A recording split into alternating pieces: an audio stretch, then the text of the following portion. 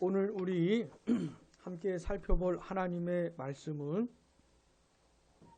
마가복음 5장 1절부터 20절입니다. 마가복음 5장 1절부터 20절 신약성경 60쪽입니다. 우리 한 절씩 교독하겠습니다. 예수께서 바다 건너편 거라사인의 지방에 이르러 배에서 나오심에 곧 더러운 귀신 들린 사람이 무덤 사이에서 나와 예수를 만나니라. 그 사람은 무덤 사이에 거처 하는데 이제는 아무도 그를 쇠사슬로도 맬 수 없게 되었으니 이는 여러 번 고랑과 쇠사슬에 매였어도 쇠사슬을 끊고 고랑을 깨뜨렸음이러라. 그리하여 아무도 그를 제어할 힘이 없는지라. 밤낮 무덤 사이에서나 산에서나 늘 소리 지르며 돌로 자기의 몸을 해치고 있었더라. 그가 멀리서 예수를 보고 달려와 절하며 큰 소리로 부르짖어 이르되 지극히 높으신 하나님의 아들 예수여, 나와 당신이 무슨 상관이 있나이까? 원하건대 하나님 앞에 맹세하고 나를 괴롭히지 마옵소서 하니, 이는 예수께서 이미 그에게 이르시기를 더러운 귀신아 그 사람에게서 나오라 하셨음이라. 이에 물으시되 내 이름이 무엇이냐? 이르되 내 이름은 군대니 우리가 많음이니이다 하고 자기를 그 지방에서 내보내지 마시기를 간구하더니, 마침 거기 돼지의 큰 떼가 산 곁에서 먹고 있는지라. 이에 간구하여 이르되 우리를 돼지에게로 보내어 들어가게 하소서 하니, 허락하신데 더러운 귀신들이 나와서 돼지에게로 들어가매 거의 2,000마리 되는 떼가 바다를 향하여 비탈로 내리달아 바다에서 몰사하거늘 치던 자들이 도망하여 사람들이 어떻게 되었는지를 보러 와서 예수께 이르러 그 귀신 들렸던 자 곧 군대 귀신 집혔던 자가 옷을 입고 정신이 온전하여 앉은 것을 보고 두려워하더라. 이에 귀신 들렸던 자가 당한 것과 돼지의 일을 본 자들이 그들에게 알리매 그들이 예수께 그 지방에서 떠나시기를 간구하더라. 예수께서 배에 오르실 때에 귀신 들렸던 사람이 함께 있기를 간구하였으나 허락하지 아니하시고 그에게 이르시되 집으로 돌아가 주께서 내게 어떻게 큰 일을 행하사 너를 불쌍히 여기신 것을 내 가족에게 알리라 하시니, 그가 가서 어떻게 큰 일 행하셨는지를 데가볼리에 전파하니 모든 사람이 놀랍게 여기더라. 아멘.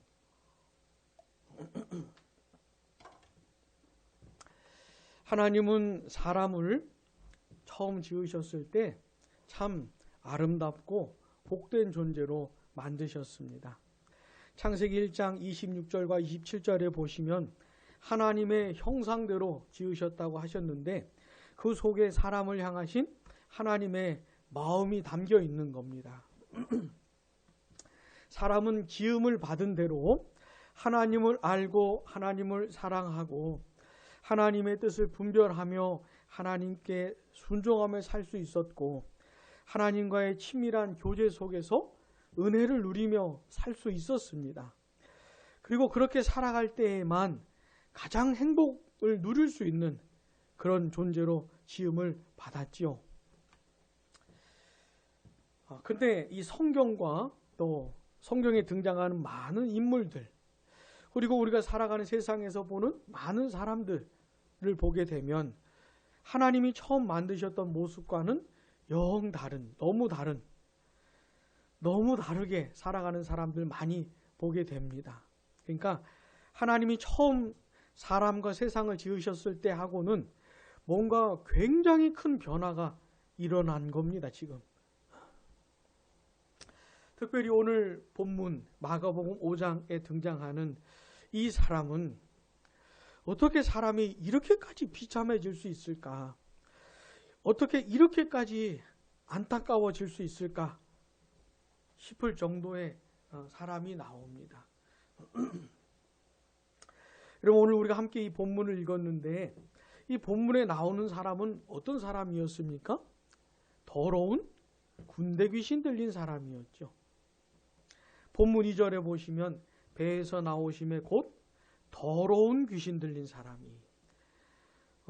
복음서에는 귀신 들린 사람들 이야기가 많이 나오지만 그때마다 더럽다는 말을 쓰지는 않습니다. 그 귀신들 그 앞에 늘 더럽다는 말을 쓰지는 않습니다. 근데 여기는 이렇게 쓰고 있고요. 그리고 9절 보시면 이에 물으시되 내 이름이 무엇이냐 이르되 내 이름은 뭐라고요? 군대니 우리가 많음이니이다 하고, 여기서 말하는 이 군대라는 이 용어 자체가 한 6천 명 정도로 구성된 로마의 군부대를 가리키는, 그 정도 규모의 군부대를 가리킨 그런 말입니다. 그러니까 이 사람 안에 귀신이 한둘 들어가 있는 것이 아니고 굉장히 많은 귀신이 들어가 있는 것이죠. 사람이 스스로 생각하고 판단하고 분별하고 기뻐하고 슬퍼하며 살아갈 수 있어야 되는데 이 사람은 전혀 그런 상황이 아닙니다.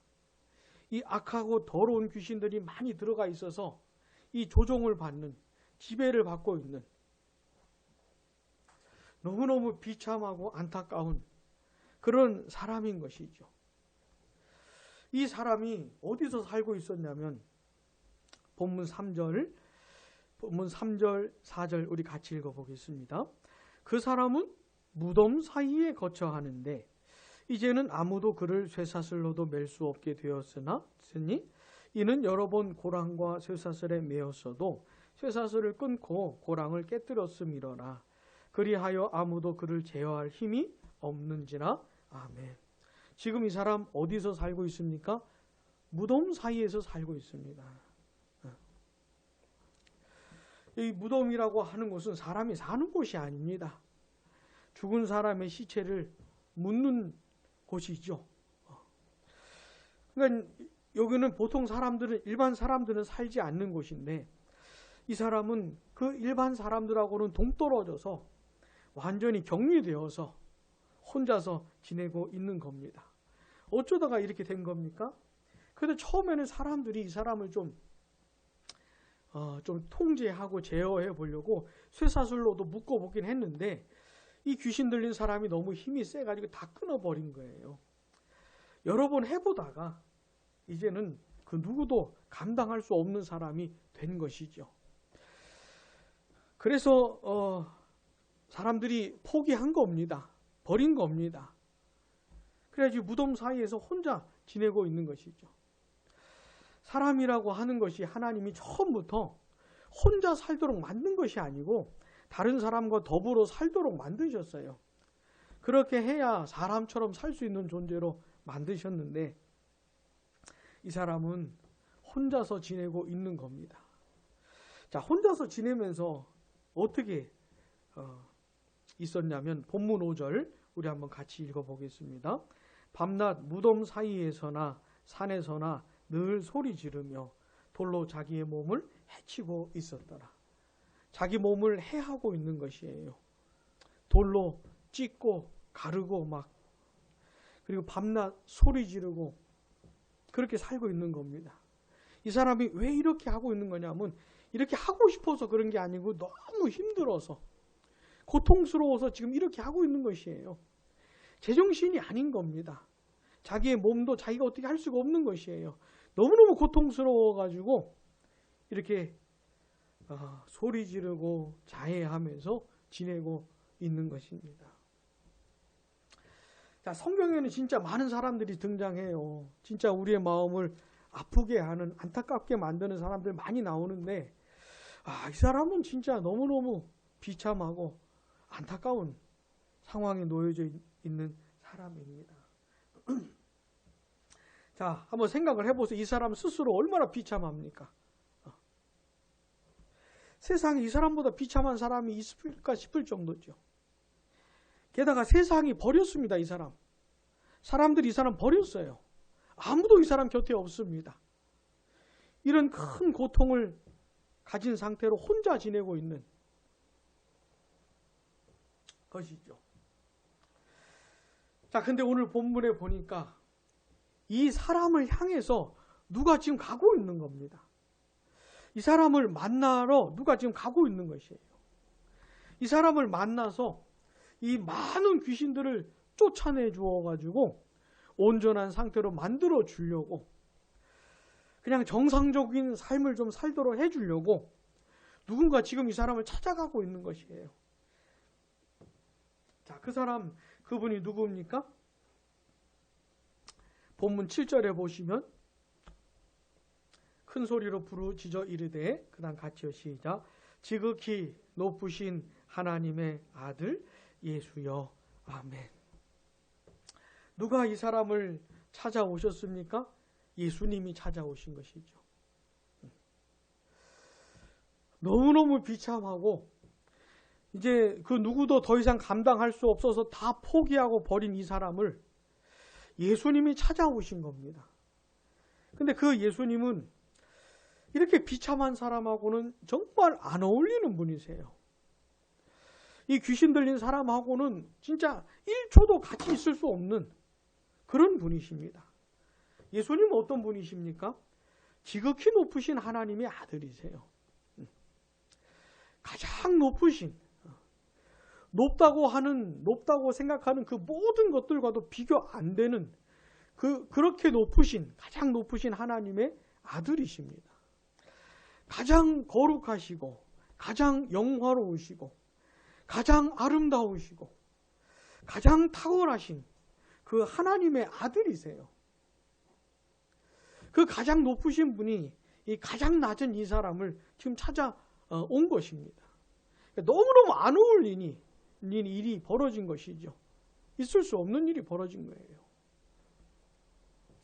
게다가 우리 예수님이 이 한 사람 만나러 오셨던 이 과정을 보시면 참 놀랐습니다. 자, 마가복음 5장 35절로 가보시면 같이요, 시작. 그날 저물 때에 제자들에게 이르시되 우리가 저편으로 건너가자 하시니. 예수님께서 제자들에게 말씀을 하셨어요. 갈릴리 바다 저 건너편으로 가자. 근데 이 갈릴리 바다 저 건너편에 누가 있었던 거냐면 바로 이 사람이 있었던 거예요. 이 사람. 군대 귀신 들려가지고 그렇게 늘 돌로 자기 몸 해하고 늘 고통스럽게 소리 질렀던 이 사람. 버림받았던 이 사람이 그 바다 건너편에 있었던 겁니다. 우리 예수님께서 이 사람 만나러 가자고 그러신 거예요. 그러니까. 자, 그래서 그렇게 갈릴리 바다 건너 오실 때 무슨 일 벌어졌습니까? 갑자기 광풍이 불어가지고 파도가 치고 그 배에, 예수님 타셨던 배에 물이 가득하게 되어서 배가 침몰될 뻔한, 제자들이 막 죽음의 공포를 느낄 정도의 일이 벌어지지 않았습니까? 그런 일도 겪으면서 온 것이에요. 그런 광풍을 뚫고 갈릴리 바다를 건너서 온 겁니다. 그리고 이 갈릴리 바다 건너편에 와가지고 이 사람 만나고 다시 돌아갑니다. 마가복음 5장 21절 보시면은, 아까는 4장이었고 지금 마가복음 5장 21절 같이요, 시작. 예수께서 배를 타시고 다시 맞은편으로 건너가시니. 네, 놀랍죠? 이 한 사람 만나고 그 다음에 다시 가신 거예요. 자, 제자들과 함께 배를 타고 갈릴리 바다 건너와가지고 무슨 대단히 고결한 사람 만난 것도 아니고 대단히 유명한 사람 만난 것도 아니고 이 군대 귀신 들려서 참 비참하게 살고 있었던 이 한 사람 만나고 나서 다시 바다 건너편으로 가신 겁니다.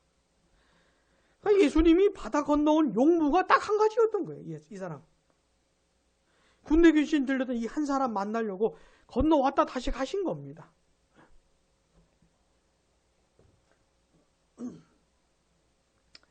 게다가 본문 2절 한번 봐보세요. 이제 바다 건너서 이제 도착을 했어요. 2절 보시면 배에서 나오셨는데, 그 다음 같이 읽어보겠습니다. 곧 더러운 귀신 들린 사람이 무덤 사이에서 나와 예수를 만나니라. 자, 예수님께서 배에서 내렸는데 이 군대 귀신 들린 사람이 예수님 앞으로 온 겁니다. 그러면서 오는데 6절 봐보세요. 그가 멀리서 예수를 보고 달려와 절하며.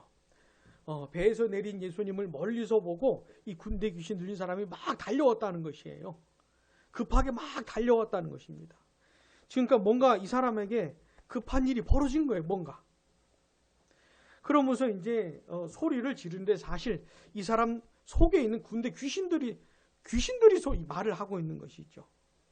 자, 7절 봐보세요. 큰 소리로 부르짖어 이르되, 그 다음 같이요. 지극히 높으신 하나님의 아들 예수여, 나와 당신이 무슨 상관이 있나이까? 원하건대 하나님 앞에 맹세하고 나를 괴롭히지 마옵소서 하니, 막 급하게 이런 말을 하고 있는 겁니다. 건드리지 말아달라는 것이죠. 그냥 이 상태로 있게 해달라고 하는 것이죠. 자, 8절 보시면은 왜 이렇게 말을 하고 있느냐면, 이 8절 같이요. 시작. 이는 예수께서 이미 그에게 이르시기를 더러운 귀신아 그 사람에게서 나오라 하셨습니다. 예수님께서 이미 이 사람을 이렇게 말씀을 하신 거예요. 그 사람 속에 있는 귀신들에게 나오라고 말씀을 하신 겁니다. 아무리 떼거지로 몰려 들어가 있어도 예수님께서 한마디 하시면 쫓겨날 수밖에 없는 게 귀신들의 상태예요. 그래서 예수님이 이미 이 말씀을 하셨기 때문에 배를 타고 오시는 중에 하셨는지 아니면 배에서 내리면서 하셨는지는 모르겠지만은 이미 말씀을 하신 거예요. 그래가지고 그 말을 들었기 때문에 이 사람이 막 달려온 겁니다. 귀신들이 이 사람을 통해서 말을 한 것이죠. 괴롭히지 말아달라고. 나오라고 이미 말씀을 하셨기 때문에. 그러니까 예수님이 배에서 내리셔가지고 이 사람 찾아와서 그 다음 하신 말씀이 아니고 이미 배에서 이미 말씀을 하신 거예요. 그러니까 1시간이라도 더 빨리 자유케 해주고 싶은, 이런 비참한 상태에서 벗어나게 해주고 싶은 우리 예수님의 마음을 알 수가 있죠. 그리고는 우리 예수님께서 이 많은 귀신들을 쫓아내 주시고 자유케 해주신 겁니다. 온전한 상태로 회복이 되게 하신 거죠. 자, 한번 생각을 해보세요. 지극히 높으신 하나님의 아들이지, 이렇게 너무너무 비참하고 참혹하게 살고 있는 이 한 사람 만나러 오신 게 말이 안 되지요. 말이 안 되지요. 근데 우리 예수님은 이 한 사람 만나려고 갈릴리 바다 건너 오셔가지고 급하게 말씀하시고 회복시키신 다음에 마치 일 다 끝나신 것처럼 다시 바다 건너편으로 돌아가셨어요. 여러분, 도대체 뭘까요? 도대체 뭐 때문에 예수님께서, 아니 이 사람이 뭐라고, 뭐가 그렇게 귀한 사람이라고, 뭐가 그래 대단하고, 뭐가 그렇게 귀하고, 뭐가 그렇게 존귀한 사람이라고, 도대체 예수님은 뭐가 도대체 예수님을 이렇게 움직인 것일까요? 도대체 뭐가 예수님으로 하여금 이 한 사람 만나러 이렇게 오게 만들었을까요? 그게 뭐냐면 이 사람을 불쌍히 여기시는 예수님의 마음 때문이에요. 그래서 본문 19절에 보시면 예수님께서 이 귀신 들린 사람이 들렸었던 사람이 예수님과 함께 있기를 원했는데 예수님이 돌아가라고 하시면서 이렇게 말씀을 하십니다. 19절 보시면 허락하지 아니하시고 그에게 이르시되 같이요 집으로 돌아가 주께서 내게 어떻게 큰 일을 행하사 같이요 시작 너를 불쌍히 여기신 것을 내 가족에게 알리라. 너를 불쌍히 여기신 것을. 예수님께서 이 사람 찾아와서 이 사람 고쳐준 이유는 딱 하나예요. 이 사람이 귀하고 존귀해서가 아니고 그 불쌍히 여기시는 마음, 너무너무 비참한 상태로 혼자서 고통스럽게 살고 있는 이 사람 불쌍히 여기시는 예수님의 마음 때문에 예수님이 이 사람을 찾아오시고 자유케 해 주셨던 겁니다. 그 지극히 높으신 하나님의 아들이 이렇게 비참한 사람 찾아오게 만든 이유는 이 긍휼, 불쌍히 여기는 마음 때문인 것이에요. 이 예수님의 마음을 꼭 기억하시기 바랍니다. 예수님의 이 마음을 꼭 기억하세요. 세상이 버렸어요. 이제 감당할 수가 없어요. 누구도 어떻게 할 수가 없어요. 그래 다 포기했어요. 그래서 그렇게 고통스럽게 살고 있는 이 사람, 예수님은 긍휼 때문에, 불쌍히 여기시는 마음 때문에 찾아오신 것이죠. 이 예수님의 마음을 잊으시면 안 돼. 꼭 기억하시기 바랍니다. 자, 우리 예수님에게 별명이 있었지요. 세리와 죄인들의 친구라고 하는 별명이 있었어요. 그 당시 종교 지도자라고 하는 사람들은 세리와 죄인들하고는 어울리질 않았어요. 그렇게 더러운 사람들, 급이 다른 사람들, 그런 사람들하고는 어울리지도 않고 인간 취급도 안 했지요. 근데 예수님은 그런 사람들하고, 공식적인 죄인들하고 친구하면서 그 사람들 찾아가시고 그 사람들 만나주시고 대화하시고 식사하시면서 그렇게 어울리셨거든요. 그러니까 세리와 죄인들의 친구라는 별명이 생긴 겁니다. 자, 지극히 높으신 하나님의 아들이 왜 세리 같은 사람들, 죄인 같은 사람들의 친구가 되셨을까요? 왜 그러셨을까요? 긍휼 때문이죠, 긍휼. 사람 취급받지 못하는 그 사람들 불쌍히 여기시는 그 마음 때문에 그들의 친구가 되어주셨던 거예요. 근데 생각해보면 예수님이 행하신 모든 일들이 다 이 긍휼로 인한 것입니다. 죄인들을 불쌍히 여기시는 마음, 이 긍휼 때문인 것이죠. 예수님이 이 세상에 오신 것도 이 긍휼 때문인 거예요. 이 불쌍히 여기는 마음을 가지고 이 세상에 오신 것이고, 우리를 위해서 고난당하시고 십자가에서 죽으실 때도 이 긍휼을, 이 불쌍히 여기시는 마음으로 그렇게 죽으신 것이죠. 그리고 우리 같은 사람들 찾아오셔서 예수님을 알게 해주시고 복음을 알게 해주시고 그리스도를 믿게 해주신, 그것도 긍휼 때문인 것이죠. 불쌍히 여기신 마음. 우리가 거듭나고 회심한 건 다 이 긍휼 때문입니다. 예수님의 긍휼.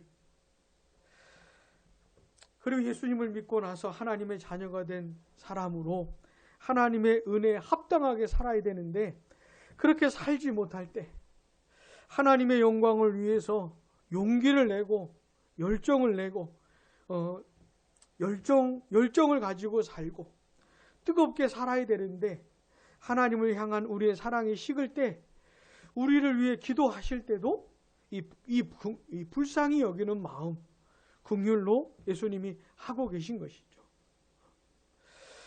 그러니까 예수님이 행하신 그 모든 것에는 이 긍휼이 그 기저에 깔려 있는 겁니다. 우리를 불쌍히 여기신 그 마음이.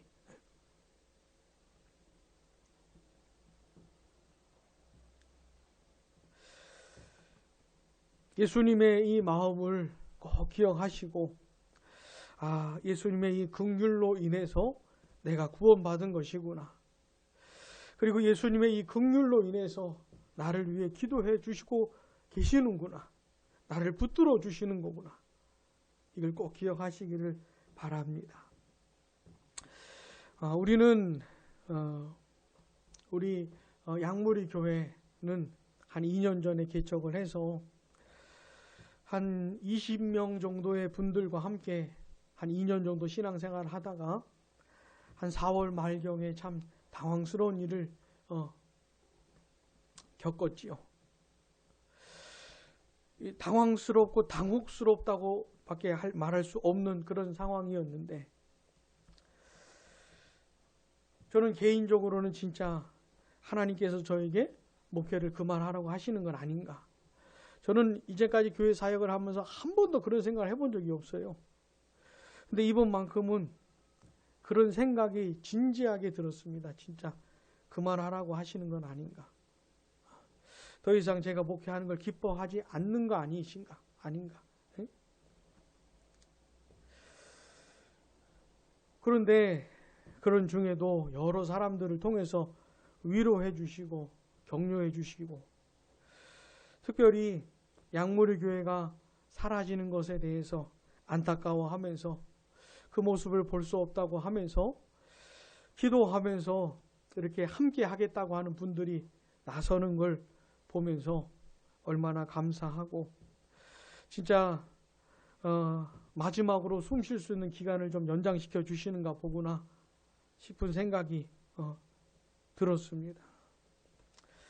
그래, 이제 마음을 새롭게 해서 다시 용기를 내서 목회를 해 볼 때가 되었는데, 우리 안에 회복해야 될 마음 가운데 하나가 영혼들을 불쌍히 여기는 마음이라고 생각이 됩니다. 저는 목회 사역을 하면서 여러 사람들에게 마음이 상하는 일들, 괴로움 당하는 일들이 많았지만은 이번만큼 사람들이 무섭다고 여겨질 정도의 순간은 없었습니다. 이번만큼. 어떤 어려운 일이 생기면 그 어려운 그 상황과 사건을 돌아보면서 왜 그랬는지, 또 하나님의 뜻은 무엇인지 이런 것들을 돌아보고 점검하고 그 다음 상황을 이제 또 시작을 하고 늘 그렇게 해왔는데, 사실 별로 이렇게 하는 것이 별로 어렵지도 않았는데, 이번만큼은 이번 사건과 상황을 되돌아보는 게 참 겁이 나서 이게 주저주저할 정도의 상황이었어요. 특별히 사람이 무섭다는 거. 교회 사역을 하면서 섬겼던 영혼들이 무섭고 너무너무 당황했던 순간이었습니다. 또다시 하나님께서 어떤 영혼들을 맡겨주신다면 과연 그 영혼을 또 사랑하면서 그 영혼을 불쌍히 여기는 마음을 가지고, 긍휼을 가지고 과연 목회를 할 수 있을까? 그런 생각이 들었습니다. 그럼에도 불구하고 주님의 이 마음을 다시 회복시켜 주시면 좋겠습니다. 이 마음. 이 한 사람 그렇게 존귀하지도 않은, 아니 너무너무 비참하고 이미 세상 사람들 다 버렸기 때문에 참 안타깝게 고통스럽게 살고 있는 이 한 사람 만나려고 그 지극히 높으신 하나님의 아들께서 찾아오신 이 이야기 속에서 가르쳐 주시는 주님의 긍휼, 이 불쌍히 여기시는 이 마음, 이 주님의 긍휼, 이 마음을 우리에게 부어 주시기를 바랍니다. 그래서 하나님의 은혜 가운데 다시 양무리 교회 사역을 시작해 볼 수 있는 때가 되었는데, 이 마음이 회복되어서 다시 영혼들을 사랑하고 불쌍히 여기는 마음이 회복되어서 우리가 목회를 할 수 있으면 좋겠습니다. 또다시 교회를 섬기고 보내주시는 영혼들을 섬길 때 또다시 마음이 상하고 당황스러운 일을 겪는다 할지라도 그 영혼들을 사랑하는 마음을 가지고 섬길 수 있도록 주님께서 이 긍휼한 마음을 좀 주시면 좋겠습니다. 그래서 주님의 마음을 본받아서 이렇게 영혼을 불쌍히 여기시는 마음 우리가 품고 다시 목회 사역을 할 수 있기를 바랍니다. 기도하겠습니다.